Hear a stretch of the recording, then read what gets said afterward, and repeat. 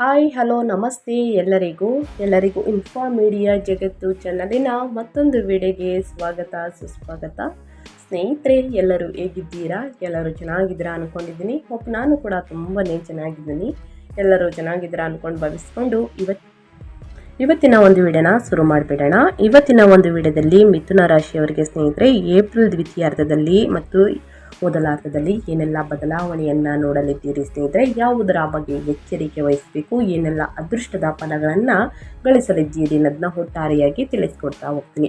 ಅದು ನಿಮ್ಮ ವ್ಯಾಪಾರದಲ್ಲಾಗಬಹುದು, ವ್ಯವಹಾರದಲ್ಲಾಗಬಹುದು, ವೃತ್ತಿ ಜೀವನದಲ್ಲಿ, ಹಣಕಾಸಿನಲ್ಲಿ, ವ್ಯಾಪಾರ ವ್ಯವಹಾರ ಹಣಕಾಸಿನಲ್ಲಿ, ಇನ್ನು ನಿಮ್ಮ ಕುಟುಂಬದ ಬಗ್ಗೆ, ಎಜುಕೇಷನ್ ಬಗ್ಗೆ, ಒಟ್ಟಾರೆಯಾಗಿ ಏನೆಲ್ಲ ಬದಲಾವಣೆಯನ್ನು ಮಿಥುನ ರಾಶಿಯವರು ಗಳಿಸಲಿದ್ದೀರಿ, ಯಾವುದರ ಬಗ್ಗೆ ಮುಂದಿನ ದಿನಗಳಲ್ಲಿ ಎಚ್ಚರಿಕೆ ವಹಿಸಬೇಕು ಅನ್ನೋದನ್ನ ಕಂಪ್ಲೀಟ್ ಆಗಿ ಇದೇ ವಿಡಿಯೋದಲ್ಲಿ ತಿಳಿಸ್ಕೊಡ್ತಾ ಹೋಗ್ತೀನಿ.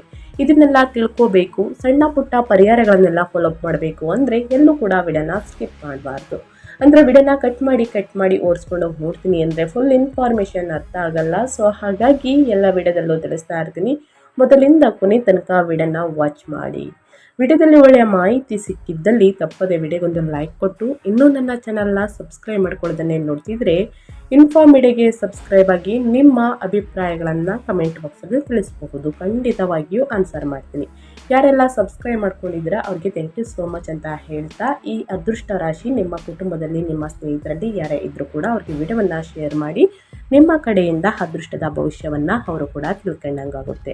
ಸ್ನೇಹಿತರೆ, ಈ ತಿಂಗಳಲ್ಲಿ ಮಿಥುನ ರಾಶಿಯವರಿಗೆ ಗ್ರಹಗಳ ಸಂಚಾರ ಹೇಗಿರಲಿದೆ ಅನ್ನೋದನ್ನ ಮೊದಲನೇದಾಗಿ ತಿಳಿಸ್ಕೊಡ್ತೀನಿ. ಆ ನಂತರ ವೃತ್ತಿ ವ್ಯಾಪಾರದ ಬಗ್ಗೆ, ನಿಮ್ಮ ಭವಿಷ್ಯದಲ್ಲಿ ಏನೆಲ್ಲ ಬದಲಾವಣೆಗಳು ಕಂಡು ಬರಲಿದೆ, ಯಾವುದರ ಬಗ್ಗೆ ಮುನ್ನೆಚ್ಚರಿಕೆಗಳನ್ನು ತೆಗೆದುಕೊಳ್ಬೇಕು ಮಿಥುನ ರಾಶಿಯವರನ್ನ ನೋಡ್ತಾ ಹೋಗೋಣ. ಮಿಥುನ ರಾಶಿಯವರಿಗೆ ಏಪ್ರಿಲ್ನ ಪ್ರಮುಖ ಗ್ರಹಗಳ ಸಂಚಾರ ಹೇಗಿರಲಿದೆ ಅನ್ನೋದಾದರೆ ಸ್ನೇಹಿತರೆ, ಗ್ರಹ ಗುರು 7 ಮತ್ತು 10ನೇ ಮನೆಯ ಅಧಿಪತಿ 1ನೇ ಮನೆಯಲ್ಲಿ ಮಿಥುನದಲ್ಲಿ ಲಗ್ನದಲ್ಲಿ ಸಂಚಾರವನ್ನು ಮಾಡಲಿದೆ. ಬುದ್ಧಿವಂತಿಕೆ, ಗೌರವ, ವ್ಯಾಪಾರ ವಿಸ್ತರಣೆ, ಸಾಮಾಜಿಕ ಸ್ಥಾನಮಾನದ ಏರಿಕೆ. ಇನ್ನು ಶನಿ 8 ಮತ್ತು 9ನೇ ಮನೆಯ ಅಧಿಪತಿ 10ನೇ ಮನೆಯಲ್ಲಿ ಮೀನದಲ್ಲಿ ಸಂಚಾರವನ್ನು ಮಾಡಲಿದೆ. ಕಠಿಣ ಪರಿಶ್ರಮ, ಕಾರ್ಯಗಳಲ್ಲಿ ವಿಳಂಬ, ವೃತ್ತಿಯಲ್ಲಿ ಅನಿರೀಕ್ಷಿತ ಬದಲಾವಣೆಗಳು. ಇನ್ನು ಮಂಗಳ 6 ಮತ್ತು 11ನೇ ಮನೆಯ ಅಧಿಪತಿ 10ನೇ ಮನೆಯಲ್ಲಿ ಮೀನದಲ್ಲಿ ಏಪ್ರಿಲ್ 2ರಿಂದನೇ ಸಂಚಾರವನ್ನು ಮಾಡಲಿದೆ. ಕೆಲಸದ ಸ್ಥಳದಲ್ಲಿ ಪೈಪೋಟಿ, ಶತ್ರುಗಳ ಮೇಲೆ ವಿಜಯ, ತೀವ್ರವಾದ ದೃಢ ನಿಶ್ಚಯ ಅಂತಲೇ ಹೇಳಬಹುದು. ಇನ್ನು ಸೂರ್ಯ 3ನೇ ಮನೆಯ ಅಧಿಪತಿ ಸ್ನೇಹಿತರೆ 11ನೇ ಮನೆಯಲ್ಲಿ ಉಚ್ಚ ಸ್ಥಿತಿಯಲ್ಲಿ ಸಂಚಾರವನ್ನು ಮಾಡಲಿದೆ. ಹಠಾತ್ ಆರ್ಥಿಕ ಲಾಭ, ಸರ್ಕಾರಿ ನೆರವು, ವಿಸ್ತೃತ ನೆಟ್ವರ್ಕಿಂಗ್. ಇನ್ನು ಶುಕ್ರ 5 ಮತ್ತು 12ನೇ ಮನೆಯ ಅಧಿಪತಿ 12ನೇ ಮನೆಯಲ್ಲಿ ಸ್ವಕ್ಷೇತ್ರದಲ್ಲಿ ಏಪ್ರಿಲ್ 19ರಿಂದ ಸಂಚಾರವನ್ನು ಮಾಡಲಿದೆ. ಐಷಾರಾಮಿ ಖರ್ಚುಗಳು, ಮಕ್ಕಳಿಗಾಗಿ ದೂರದ ಪ್ರಯಾಣ, ಉತ್ತಮ ನಿದ್ರೆ, ಸೌಕರ್ಯಗಳು ಹೆಚ್ಚಾಗಲಿದೆ ಅಂತಲೇ ಹೇಳಬಹುದು. ಮಿಥುನ ರಾಶಿಯವರಿಗೆ ಈ ತಿಂಗಳಲ್ಲಿ ಗ್ರಹಗಳ ಸಂಚಾರ ಹೇಗಿರಲಿದೆ, ಗ್ರಹಗಳ ಸ್ಥಾನ ಬದಲಾವಣೆಯಿಂದ ಏನೆಲ್ಲ ಪ್ರಭಾವವನ್ನು ನೋಡಲಿದ್ದೀರಿ ಅನ್ನೋದನ್ನ ಒಟ್ಟಾರೆಯಾಗಿ ತಿಳಿಸ್ಕೊಡ್ತೀವಿ. ಇನ್ನು ಅದೇ ರೀತಿ ಒಟ್ಟಾರೆಯಾಗಿ ಭವಿಷ್ಯವನ್ನು ನೋಡೋದಾದರೆ ಮಿಥುನ ರಾಶಿಯವರಿಗೆ ಯುಗಾದಿ ಹೊಸ ವರ್ಷದಿಂದ ಸ್ನೇಹಿತರೆ ಉರುಪಿನೊಂದಿಗೆ ಏಪ್ರಿಲ್ 2026 ಮಿಥುನ ರಾಶಿಯವರಿಗೆ ಕೆಲಸದ ಸ್ಥಳದಲ್ಲಿ ತೀವ್ರವಾದ ಸವಾಲುಗಳು ತರಲಿದೆ. ಆದರೆ ಅದೇ ಸಮಯದಲ್ಲಿ ಸಮಾಜದಲ್ಲಿ ಉತ್ತಮ ಹೆಸರು ಮತ್ತು ಮನ್ನಣೆಯನ್ನು ಸಹ ನೀಡುತ್ತದೆ. ನಿಮ್ಮ ಲಗ್ನದಲ್ಲಿರುವಂತಹ ಗುರು ಭಗವಾನ್ ಅದ್ಭುತ ರಕ್ಷಣಾ ಕವಚವಾಗಿ ಕಾರ್ಯನಿರ್ವಹಿಸುತ್ತಿದ್ದರು. ಏಪ್ರಿಲ್ 2ರಿಂದ ನಿಮ್ಮ 10ನೇ ಮನೆಯ ಅಂದರೆ ವೃತ್ತಿಯ ಮನೆಯಲ್ಲಿ ಸ್ನೇಹಿತರೆ ಮೀನ ರಾಶಿಯಲ್ಲಿ ಕರ್ಮಕಾರಕ ಶನಿಯೊಂದಿಗೆ ಮಂಗಳನು ಸೇರಿಕೊಳ್ಳುತ್ತಾನೆ. ಈ ಸಂಯೋಗವು ನಿಮ್ಮ ಮೇಲೆ ಅಪಾರ ಕೆಲಸದ ಹೊರೆಯನ್ನು ಹಾಕುತ್ತದೆ. ಉಸಿರು ಬಿಡಲು ಸಮಯವಿಲ್ಲದಷ್ಟು ಬಿಡುವಿಲ್ಲದ ಪರಿಸ್ಥಿತಿಯಲ್ಲಿ ನೀವು ನಿಮ್ಮನ್ನು ಕಂಡುಕೊಳ್ಳುವಿರಿ. ಆದರೆ ಏಪ್ರಿಲ್ ಮಧ್ಯಭಾಗದ ವೇಳೆಗೆ ನಿಮ್ಮ ಕಠಿಣ ಪರಿಶ್ರಮಕ್ಕೆ ಅದ್ಭುತ ಪ್ರತಿಫಲಗಳನ್ನು ದೊರೆಯಲಿದೆ. ಏಪ್ರಿಲ್ 14ರಂದು ನಿಮ್ಮ 11ನೇ ಮನೆಯ ಲಾಭದ ಮನೆಯಲ್ಲಿ ಮೇಷರಾಶಿಯಲ್ಲಿ ಸೂರ್ಯನು ಉಚ್ಚ ಸ್ಥಿತಿಯನ್ನು ತಲುಪುವುದು ಈ ತಿಂಗಳ ಅತ್ಯಂತ ದೊಡ್ಡ ಹೈಲೈಟ್ ಆಗಿದೆ ಅಂತಲೇ ಹೇಳಬಹುದು. ಅಲ್ಲಿಯವರೆಗೆ ನೀವು ಎದುರಿಸುತ್ತಿದ್ದ ಎಲ್ಲ ವೃತ್ತಿಪರ ಒತ್ತಡಗಳಿಗೆ ತಕ್ಕ ಲಾಭ, ಬೋನಸ್ ಮತ್ತು ಹಿರಿಯರ ಬೆಂಬಲವನ್ನು ನೀವು ಪಡೆಯುತ್ತೀರಿ. ಲಗ್ನದಲ್ಲಿರುವಂತಹ ಗುರುವಿನ ಬಲದಿಂದಾಗಿ ನಿಮ್ಮ ಪ್ರತಿಯೊಂದು ನಿರ್ಧಾರವು ಅಪಾರ ಪ್ರಬುದ್ಧತೆ ಮತ್ತು ಬುದ್ಧಿವಂತಿಕೆಯನ್ನು ಪ್ರತಿಬಿಂಬಿಸುತ್ತದೆ. ಇದು ಒಟ್ಟಾರೆಯಾಗಿ ಗ್ರಹಗಳ ಸಂಚಾರದಿಂದ ಏನೆಲ್ಲ ಫಲಿತಾಂಶವನ್ನು ನೋಡಲಿದ್ದೀರಿ ಅಂತ ತಿಳಿಸ್ಕೊಟ್ಟಾಯಿತು. ಇನ್ನು ಒಂದೊಂದಾಗಿ ಹೇಳೋದಾದರೆ ಸ್ನೇಹಿತರೆ, ಮೊದಲನೇದಾಗಿ ಮಿಥುನ ರಾಶಿಯವರ ವಿದ್ಯಾರ್ಥಿಗಳ ಬಗ್ಗೆ ತಿಳಿಸ್ಕೊಡ್ತೀನಿ. ಯಾಕಂದರೆ ಸಾಕಷ್ಟು ಕಮೆಂಟ್ಸ್ ಬಂದಿರೋದು ನನಗೆ ವಿದ್ಯಾರ್ಥಿಗಳ ಕಡೆಯಿಂದ. ಅವರ ತಂದೆ ತಾಯಿಗಳು ಕೇಳ್ತಾ ಇದ್ರಿ ಸ್ನೇಹಿತರೆ ಕಮೆಂಟ್ ಬಾಕ್ಸಲ್ಲಿ, ನಮ್ಮ ಮಕ್ಕಳ ವಿದ್ಯಾಭ್ಯಾಸದ ಬಗ್ಗೆ ತಿಳಿಸ್ಕೊಡಿ ಅಂತಂತ ಮಾರ್ಚ್ ತಿಂಗಳಿಂದನೂ ಕೇಳ್ತಿದ್ರ. ಸೊ ಹಾಗಾಗಿ ವಿದ್ಯಾಭ್ಯಾಸದ ಬಗ್ಗೆ ಹೇಳೋದಾದರೆ, ಮಿಥುನ ರಾಶಿಯ ವಿದ್ಯಾರ್ಥಿಗಳು ಸ್ನೇಹಿತರೆ ಈ ತಿಂಗಳು ಅದ್ಭುತವಾಗಿರುತ್ತದೆ. ಏಪ್ರಿಲ್ ತಿಂಗಳು ಶಿಕ್ಷಣದ ಪ್ರಾಥಮಿಕ ಕಾರಕನಾದಂತಹ ಗುರು ನಿಮ್ಮ ಲಗ್ನದಲ್ಲಿ ನೆಲೆಸಿರುವುದರಿಂದ ನಿಮ್ಮ ಆದಾಯದಲ್ಲಿ ನೀವು ಸಹಜವಾದ ಮತ್ತು ಆಳವಾದ ಆಸಕ್ತಿಯನ್ನು ಬೆಳೆಸಿಕೊಳ್ಳುತ್ತೀರಿ. ಏಪ್ರಿಲ್ 11ರಂದು ವಿದ್ಯಾಧಿಪತಿಯಾದಂತಹ ಬುಧ 10ನೇ ಮನೆಯಲ್ಲಿ ನೀಚ ಸ್ಥಿತಿಯಲ್ಲಿ ಇದ್ದರೂ ನಿಮ್ಮ ಪ್ರಾಜೆಕ್ಟ್ ಅಂದರೆ ಎಜುಕೇಷನ್ ಸ್ಪೀಡ್ ಅಂತಲೇ ಹೇಳ್ಬೋದು, ವೇಗವನ್ನು ಮಾತ್ರ ಹೆಚ್ಚಿಸುತ್ತದೆ ಹೊರತು ನಿಮ್ಮ ಬುದ್ಧಿಮತ್ತೆಯನ್ನು ಕುಗ್ಗಲು ಬಿಡುವುದಿಲ್ಲ. ಸ್ಪರ್ಧಾತ್ಮಕ ಪರೀಕ್ಷೆಗಳನ್ನು ಬರೆಯುವವರು ಏಪ್ರಿಲ್ 14ರ ನಂತರ ಅತ್ಯುತ್ತಮ ಶ್ರೇಣಿಗಳನ್ನು ಸಾಧಿಸುತ್ತಾರೆ. ವಿದೇಶಿ ಶಿಕ್ಷಣದ ಆಕಾಂಕ್ಷಿಗಳಿಗೆ ಶುಕ್ರನ ಪ್ರಭಾವದಿಂದಾಗಿ ಏಪ್ರಿಲ್ 19ರ ನಂತರ ವೀಸಾ ಪ್ರಕ್ರಿಯೆಗಳು ಸುಲಭವಾಗಿ ಮತ್ತು ಯಶಸ್ವಿಯಾಗಿ ಪೂರ್ಣಗೊಳ್ಳಲಿದೆ.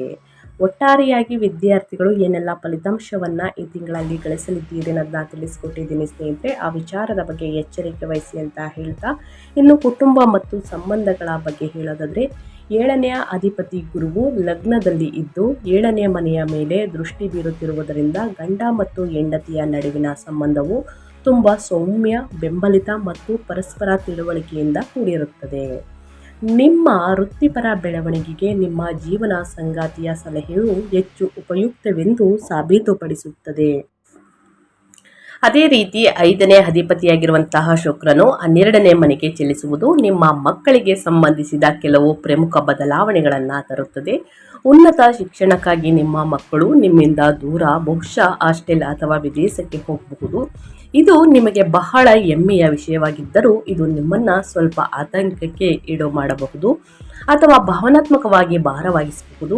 ಏಪ್ರಿಲ್ 14ರ ನಂತರ 3ನೇ ಮನೆಯ ಅಧಿಪತಿ ಸೂರ್ಯನು ಉಚ್ಚನಾಗಿರುವುದರಿಂದ ನಿಮ್ಮ ಒಡ ಹುಟ್ಟಿದವರು ಮತ್ತು ಆಪ್ತ ಸ್ನೇಹಿತರಿಂದ ನೀವು ಸಂಪೂರ್ಣ ಬೆಂಬಲ ಮತ್ತು ಸಹಕಾರವನ್ನು ಪಡೆಯುತ್ತೀರಿ. ಒಟ್ಟಾರೆಯಾಗಿ ಸ್ನೇಹಿತರೆ, ನಿಮ್ಮ ಕುಟುಂಬದಲ್ಲಿ ಏನೆಲ್ಲ ಬದಲಾವಣೆಯನ್ನು ನೋಡಲಿದ್ದೀರಿ, ಯಾವುದರ ಬಗ್ಗೆ ಎಚ್ಚರಿಕೆ ವಹಿಸಬೇಕು ಅನ್ನೋದನ್ನ ಕಂಪ್ಲೀಟ್ ಆಗಿ ಮಿಥುನ ರಾಶಿಯವರಿಗೆ ತಿಳಿಸ್ಕೊಟ್ಟಿದ್ದೀನಿ. ಇನ್ನು ಮೇಯ್ನ್ ಆಗಿ ನಿಮ್ಮ ಹೆಲ್ತ್ ಬಗ್ಗೆ ಹೇಳೋದಾದರೆ, ಯಾವುದರ ಬಗ್ಗೆ ಮುನ್ನೆಚ್ಚರಿಕೆಗಳನ್ನು ತೆಗೆದುಕೊಳ್ಬೇಕು ಅಂದರೆ, ನಿಮ್ಮ ಲಗ್ನದಲ್ಲಿರುವಂತಹ ಗುರು ಭಗವಾನ್ ಬೃಹತ್ ರಕ್ಷಣಾ ಕವಚವಾಗಿ ಕಾರ್ಯನಿರ್ವಹಿಸುತ್ತಾನೆ. ಯಾವುದೇ ಪ್ರಮುಖ ಆರೋಗ್ಯ ಸಮಸ್ಯೆಗಳಿಂದ ನಿಮ್ಮನ್ನು ಪಾರು ಮಾಡುತ್ತಾನೆ.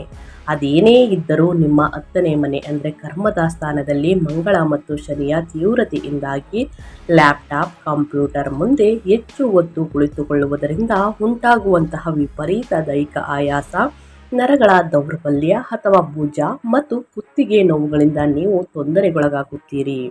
ನಿಮ್ಮ ಕೆಲಸದ ಒತ್ತಡವನ್ನು ಮನೆಗೆ ತರುವುದು ಮಾನಸಿಕ ಶಾಂತಿಯನ್ನು ಕಸಿದುಕೊಳ್ಳುತ್ತೆ. ಇನ್ನು ಏಪ್ರಿಲ್ 19ರ ನಂತರ 12ನೇ ಮನೆಗೆ ಶುಕ್ರನ ಪ್ರವೇಶವು ನಿದ್ರಾಹೀನತೆಯ ಸಮಸ್ಯೆಗಳನ್ನು ಕಡಿಮೆ ಮಾಡುತ್ತದೆ.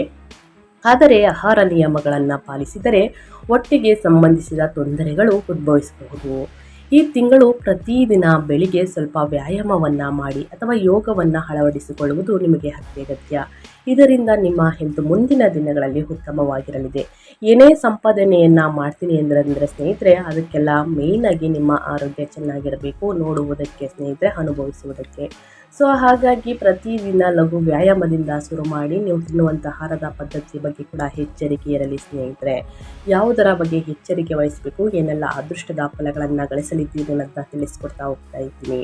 ಇನ್ನು ಮುಂದಿನದಾಗಿ ನಿಮ್ಮ ಹಣಕಾಸಿನ ಬಗ್ಗೆ ಅಂದರೆ ನಿಮ್ಮ ಫೈನಾನ್ಸ್ ಬಗ್ಗೆ ಹೇಳೋದಾದರೆ, ಏನೆಲ್ಲ ಬದಲಾವಣೆಯನ್ನು ಮಿಥುನ ರಾಶಿಯವರು ಗಳಿಸಲಿದ್ದೀರಿ, ಯಾವುದರ ಬಗ್ಗೆ ಎಚ್ಚರಿಕೆ ವಹಿಸಬೇಕು ಅಂದರೆ, ಆರ್ಥಿಕವಾಗಿ ಈ ತಿಂಗಳ ದ್ವಿತೀಯಾರ್ಧವು ಅದ್ಭುತ ಲಾಭಗಳನ್ನು ನೀಡುತ್ತದೆ. 11ನೇ ಮನೆಯ ಅಧಿಪತಿ ಮಂಗಳನು 10ನೇ ಮನೆಯಲ್ಲಿ ನಿಮ್ಮ ಕರ್ಮವನ್ನು ಸ್ಥಿರಗೊಳಿಸಿದರೆ, 3ನೆಯ ಅಧಿಪತಿ ಸೂರ್ಯನು ಏಪ್ರಿಲ್ 14ರಂದು ನೇರವಾಗಿ ಲಾಭದ ಮನೆಗೆ 11ನೇ ಮನೆಗೆ ಪ್ರವೇಶಿಸಿ ಉಚ್ಚ ಸ್ಥಿತಿಯನ್ನು ಪಡೆಯುತ್ತಾನೆ. ಈ ಅವಧಿಯಲ್ಲಿ ನಿಮ್ಮ ಹಿಂದಿನ ಹೂಡಿಕೆಗಳು ಅದ್ಭುತ ಮತ್ತು ಹಠಾತ್ ಆದಾಯವನ್ನು ನೀಡುತ್ತದೆ. ಇಂಕ್ರಿಮೆಂಟ್, ಬೋನಸ್ ನಿರೀಕ್ಷೆಗಳು ಹುಸಿಯಾಗುವುದಿಲ್ಲ. ಅದಿಯಾಗೋ 5 ಮತ್ತು 12ನೇ ಮನೆಯ ಅಧಿಪತಿಯಾದಂತಹ ಶುಕ್ರನು ಏಪ್ರಿಲ್ 19ರಂದು 12ನೇ ಮನೆಯಲ್ಲಿ ತನ್ನ ಸ್ವಂತ ರಾಶಿಯಾದ ವೃಷಭವನ್ನು ಪ್ರವೇಶಿಸುವುದರಿಂದ ನೀವು ಹೊಸದಾಗಿ ಗಳಿಸಿದ ಹಣವನ್ನು ಐಷಾರಾಮಿ ವಸ್ತುಗಳು, ಪ್ರವಾಸೋದ್ಯಮ ಅಥವಾ ಕೌಟುಂಬಿಕ ಸೌಕರ್ಯಗಳಿಗಾಗಿಯೂ ಖರ್ಚನ್ನು ಮಾಡಲಿದ್ದೀರಿ. ವಿಶೇಷವಾಗಿ ನಿಮ್ಮ ಮಕ್ಕಳ ಶಿಕ್ಷಣ ಅಥವಾ ಅವರ ವಿದ್ಯಾಭ್ಯಾಸ, ಅವರ ವಿದೇಶಿ ಪ್ರಯಾಣದ ಬಗ್ಗೆ ಗಣನೀಯ ಪ್ರಮಾಣದ ಹಣವನ್ನು ಖರ್ಚು ಮಾಡುವಂತಹ ಸಾಧ್ಯತೆ ಬಹಳಷ್ಟಿದೆ ಅಂತಲೇ ಹೇಳಬಹುದು. ಅನಗತ್ಯ ಖರ್ಚುಗಳಿಂದ ಆದಷ್ಟು ದೂರವಿರಿ. ಇನ್ನು ನೆರೆಹೊರೆಯವರನ್ನ ಮೆಚ್ಚಿಸುವುದಕ್ಕೆ, ಕುಟುಂಬದವರನ್ನ ಮೆಚ್ಚಿಸುವುದಕ್ಕೆ ಸ್ನೇಹಿತರೆ ಹಣಕಾಸಿನಲ್ಲಿ ದುಂದು ವೆಚ್ಚವನ್ನು ಮಾಡಬೇಡಿ. ಮುಂದಿನ ದಿನಗಳಲ್ಲಿ ನೀವೇ ನೋಡಬೇಕಾಗುತ್ತದೆ ಹಣಕಾಸಿನ ಪ್ರಾಬ್ಲಮ್ಗಳನ್ನ. ಸೊ ಹಾಗಾಗಿ ಬಹಳಷ್ಟು ಹಣಕಾಸಿನ ವಿಚಾರದಲ್ಲಿ ಎಚ್ಚರಿಕೆ ವಹಿಸಿ, ಯಾರನ್ನು ಕೂಡ ಕುರುಡರಾಗಿ ನಂಬೇಡಿ ಹಣಕಾಸಿನ ವಿಚಾರದಲ್ಲಿ ಅಂತ ಹೇಳ್ತಾ, ಇನ್ನು ಮುಂದಿನದಾಗಿ ವ್ಯಾಪಾರ ಮತ್ತು ಸ್ವಯಂ ಉದ್ಯೋಗದ ಪ್ರಕಾರ ಹೇಳೋದಾದರೆ ಏನೆಲ್ಲ ಬದಲಾವಣೆಯನ್ನು ನೋಡಲಿದ್ದೀರಿ, ಯಾವುದರ ಬಗ್ಗೆ ಮುನ್ನೆಚ್ಚರಿಕೆಗಳನ್ನು ತೆಗೆದುಕೊಳ್ಬೇಕು ಅಂದರೆ, 7ನೇ ಮನೆಯ ಅಧಿಪತಿ ವ್ಯಾಪಾರ ಕಾರಕ ಗುರುವು ನಿಮ್ಮ ಸ್ವಂತ ಜನ್ಮರಾಶಿಯಲ್ಲಿ ಅಂದರೆ ಲಗ್ನದಲ್ಲಿ ಸಂಚರಿಸುತ್ತಾ 7ನೇ ಮನೆಯ ಮೇಲೆ ನೇರ ದೃಷ್ಟಿ ಬೀರುತ್ತಿದ್ದಾನೆ. ವ್ಯಾಪಾರ ಮಾಲೀಕರಿಗೆ ಇದ್ದಕ್ಕಿದ್ದಂತೆ ಅದ್ಭುತವಾದ ಗ್ರಹಗತಿ ಇರಲು ಸಾಧ್ಯವಿಲ್ಲ. ಮಾರುಕಟ್ಟೆಯಲ್ಲಿ ನಿಮ್ಮ ಬ್ರ್ಯಾಂಡ್ ಮೌಲ್ಯವು ಗಗನಕ್ಕೇರುತ್ತದೆ. ಹೊಸ ಕ್ಲೈಂಟ್ಗಳು ನಿಮ್ಮನ್ನು ಹುಡುಕಿಕೊಂಡು ಬರುತ್ತಾರೆ ಮತ್ತು ನಿಮ್ಮ ಸಲಹೆಗಳು ಹಾಗೂ ಮಾರ್ಗದರ್ಶನವನ್ನು ಗ್ರಾಹಕರು ಹೆಚ್ಚು ಮೆಚ್ಚುತ್ತಾರೆ ಅಂತಲೇ ಹೇಳಬಹುದು. ಇನ್ನು 10ನೇ ಮನೆಯಲ್ಲಿ ಮಂಗಳ ಶನಿ ಪ್ರಭಾವದಿಂದಾಗಿ ಗುತ್ತಿಗೆದಾರರು, ಕಬ್ಬಿಣ ಮತ್ತು ಸಿಮೆಂಟ್ ಅಥವಾ ರಿಯಲ್ ಎಸ್ಟೇಟ್ ವ್ಯವಹಾರದಲ್ಲಿ ತೊಡಗಿಸಿಕೊಂಡವರು ಅಸಾಧಾರಣ ಲಾಭವನ್ನು ಕಾಣುತ್ತಾರೆ. ಅದಿಯಾಗುವ ಕೆಲಸಗಳನ್ನು ಪೂರ್ಣಗೊಳಿಸಲು ದೈಹಿಕ ಶ್ರಮ ಮತ್ತು ತಾಳ್ಮೆಯ ಅಗತ್ಯವಿರುತ್ತದೆ. ತಾಳ್ಮೆಯನ್ನು ಕಳೆದುಕೊಂಡರೆ ಸ್ನೇಹಿತರೆ ಗ್ರಾಹಕರಲ್ಲಿ ಮನಸ್ತಾಪಗಳು ಉಂಟಾಗಬಹುದು.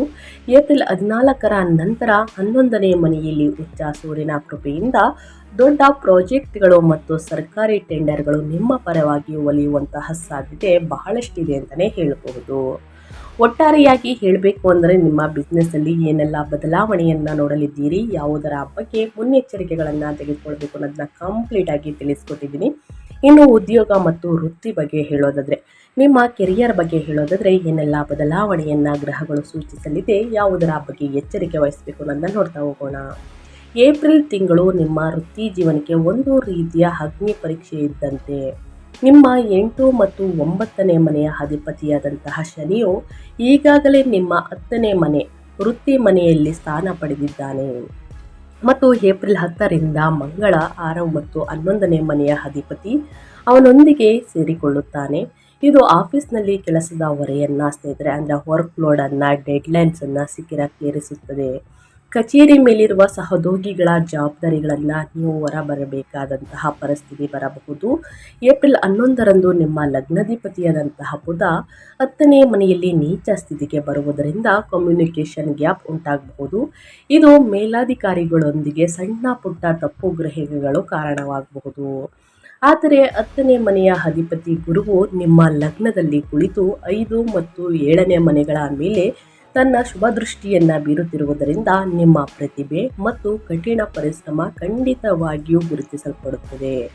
ಏಪ್ರಿಲ್ 19ರಂದು ಸೂರ್ಯನು 11ನೇ ಮನೆಯಲ್ಲಿ ಉಚ್ಚನಾಗುತ್ತಿದ್ದಂತೆ ನಿಮ್ಮ ಶ್ರಮದ ಫಲವನ್ನು ನೀವು ಕೊಯ್ಲು ಮಾಡುತ್ತೀರಿ ಅಂತಲೇ ಹೇಳಬಹುದು. ಸಹೋದ್ಯೋಗಿಗಳ ಆಫೀಸ್ ಪೊಲಿಟಿಕಲ್ಸ್ ಮತ್ತು ಪಿತೂರಿಗಳನ್ನು ನೀವು ಸುಲಭವಾಗಿ ಮೆಟ್ಟಿ ನಿಲ್ಲುವಿರಿ ಸ್ನೇಹಿತರೆ. ನಿಮ್ಮ ದಿಟ್ಟ ಮತ್ತು ಲೆಕ್ಕಾಚಾರದ ನಿರ್ಧಾರಗಳು ಎಲ್ಲರ ಮೆಚ್ಚುಗೆಯನ್ನು ಗಳಿಸುತ್ತದೆ. ಸ್ನೇಹಿತರೆ, ಮಿಥುನ ರಾಶಿಯವರು ಒಟ್ಟಾರೆಯಾಗಿ ಏನೆಲ್ಲ ಬದಲಾವಣೆಯನ್ನು ನಿಮ್ಮ ವೃತ್ತಿ, ವ್ಯಾಪಾರ, ವ್ಯವಹಾರದಲ್ಲಿ, ಉದ್ಯೋಗದಲ್ಲಿ, ಹಣಕಾಸಿನಲ್ಲಿ, ಇನ್ನು ನಿಮ್ಮ ಕುಟುಂಬದಲ್ಲಿ, ನಿಮ್ಮ ಆರೋಗ್ಯದಲ್ಲಿ, ಇನ್ನು ಮಕ್ಕಳ ಭವಿಷ್ಯ ಜೊತೆಗೆ ಸ್ನೇಹಿತರೆ ವಿದ್ಯಾರ್ಥಿಗಳಿಗೆ ಏನೆಲ್ಲ ಫಲಿತಾಂಶವನ್ನು ನೋಡಲಿದ್ದೀರಿ, ಯಾವುದರ ಬಗ್ಗೆ ಎಚ್ಚರಿಕೆ ವಹಿಸಬೇಕು ಅನ್ನೋದನ್ನ ಕಂಪ್ಲೀಟಾಗಿ ತಿಳಿಸ್ಕೊಟ್ಟಿದ್ದೀನಿ.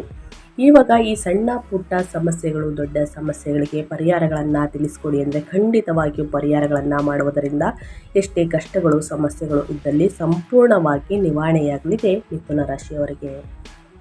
ಏಪ್ರಿಲ್ 2026ರಲ್ಲಿ ಸ್ನೇಹಿತರೆ ಜ್ಯೋತಿಷ್ಯದ ಪರಿಹಾರಗಳು ಬಂದು 10ನೇ ಮನೆಯಲ್ಲಿ ಮಂಗಳ ಮತ್ತು ಶನಿಯಿಂದ ಉಂಟಾಗುವ ವೃತ್ತಿಪರ ಒತ್ತಡವನ್ನು ಕಡಿಮೆ ಮಾಡಲು ಮತ್ತು ಗುರು ಹಾಗೂ ಸೂರ್ಯನ ಸಂಪೂರ್ಣ ಅಡೆತಡೆ ಇಲ್ಲದ ಆಶೀರ್ವಾದವನ್ನು ಪಡೆಯಲು ಈ ಪರಿಹಾರಗಳನ್ನು ಅನುಸರಿಸಿ. ಮೊದಲನೇದಾಗಿ ವಿಷ್ಣು ಸಹಸ್ರನಾಮ ಪಠಣ.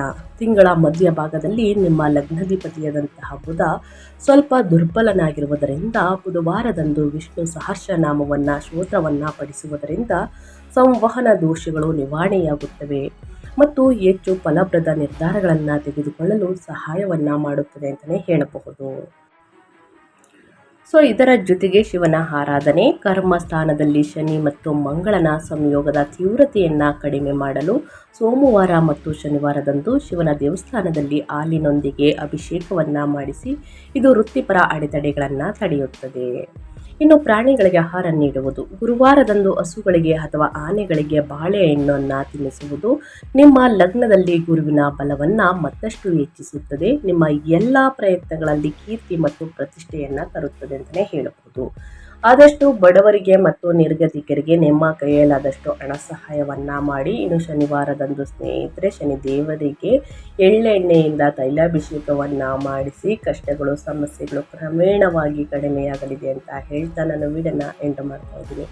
ದಯವಿಟ್ಟು ಇವತ್ತಿನ ಒಂದು ವಿಡಿಯೋದಲ್ಲಿ ಮಿಥುನ ರಾಶಿಯವರಿಗೆ ಯೂಸ್ಫುಲ್ ಅನಿಸಿದ್ದಲ್ಲಿ, ಒಳ್ಳೆಯ ಮಾಹಿತಿ ಸಿಕ್ಕಿದ್ದಲ್ಲಿ ವಿಡಿಯೋಗೆ ಲೈಕ್ ಮಾಡೋದನ್ನ ಮರ್ತಿದ್ರೆ ಲೈಕ್ ಮಾಡಿ. ಇನ್ನೂ ನನ್ನ ಚಾನಲ್ನ ಸಬ್ಸ್ಕ್ರೈಬ್ ಮಾಡ್ಕೊಂಡಿಲ್ಲ ಅಂದರೆ ಇನ್ಫಾರ್ಮಿಡಿಗೆ ಸಬ್ಸ್ಕ್ರೈಬ್ ಆಗಿ ನಿಮ್ಮ ಅಭಿಪ್ರಾಯಗಳನ್ನು ಕಮೆಂಟ್ ಬಾಕ್ಸಲ್ಲಿ ತಿಳಿಸಿ ಸ್ನೇಹಿತರೆ. ನಿಮಗೂ ಮತ್ತು ನಿಮ್ಮ ಕುಟುಂಬಕ್ಕೆ ತುಂಬಾ ಒಳ್ಳೆಯದಾಗಲಿ. ಶನಿ ದೇವರ ಆಶೀರ್ವಾದ, ಶಿವನ ಅನುಗ್ರಹ ನಿಮ್ಮ ಮೇಲಿರಲಿ ಅಂತ ಹೇಳ್ತಾ ಮತ್ತೊಂದು ವಿಡಿಯೋ ಜೊತೆ ಮತ್ತೊಂದು ಹೊಸ ಭವಿಷ್ಯದಲ್ಲಿ ಹೊಸ ಅಪ್ಡೇಟಲ್ಲಿ ಸಿಗ್ತೀನಿ. Thank you for watching.